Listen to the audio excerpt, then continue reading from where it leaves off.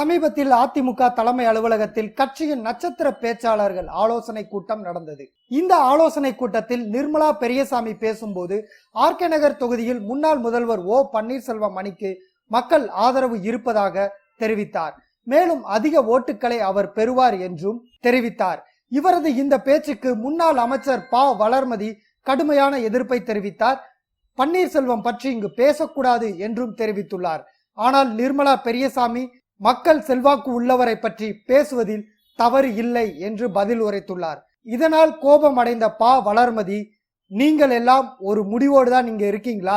அப்படி என்றால் இங்கு எதற்காக வருகிறீர்கள் என்று கோபமாக கேட்டுள்ளார்.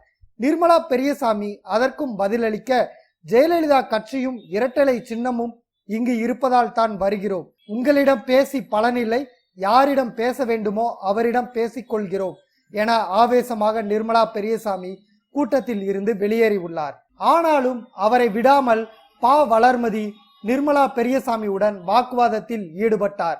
அப்பொழுது இருவரும் மிக ஆவேசமாக வாக்குவாதம் செய்ததாக அதிமுக வட்டாரங்கள் தெரிவிக்கின்றன. வெளிநடப்பு செய்த பிறகு நிர்மலா பெரியசாமி நிருபர்களிடம் தெரிவித்தது, கட்சி ஒற்றுமைக்காக ஒரு கருத்தை சொன்னேன். பன்னீர்செல்வம் மற்றும் அவரது அணியினர் நமக்கு என்ன விரோதியா என்று கேட்டேன். அவர்களும் நம் கட்சியை சேர்ந்தவர்கள் என்றேன். கட்சி சின்னம் பறிபோய்விடக் கூடாது என்ற ஆதங்கத்தில் தான் நான் இந்த கருத்தை கூறினேன்.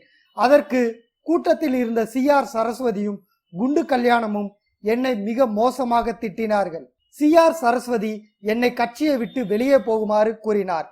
ப வளர்மதியும் என்னை தரக்குறைவாக திட்டினார். அவர்கள் பேசும் அளவிற்கு நான் இறங்கி பேச விரும்பவில்லை. எனவேதான் கூட்டத்தில் இருந்து வெளியே வந்துவிட்டேன் என்று கூறியுள்ளார். மேலும் அவர், கட்சியும் கட்சி சின்னமும் எங்கு இருக்குமோ அங்குதான் நானும் இருப்பேன். இது குறித்து தலைமை விளக்கம் கேட்டால் நிச்சயம் பதிலளிப்பேன் என்று தெரிவித்துள்ளார். நட்சத்திர பேச்சாளர்களே ஓ பன்னீர்செல்வத்தை புகழ ஆரம்பித்துள்ளது சசிகலா நடராஜன் தரப்பிற்கு அதிர்ச்சியை கொடுத்துள்ளதாக கூறப்படுகிறது.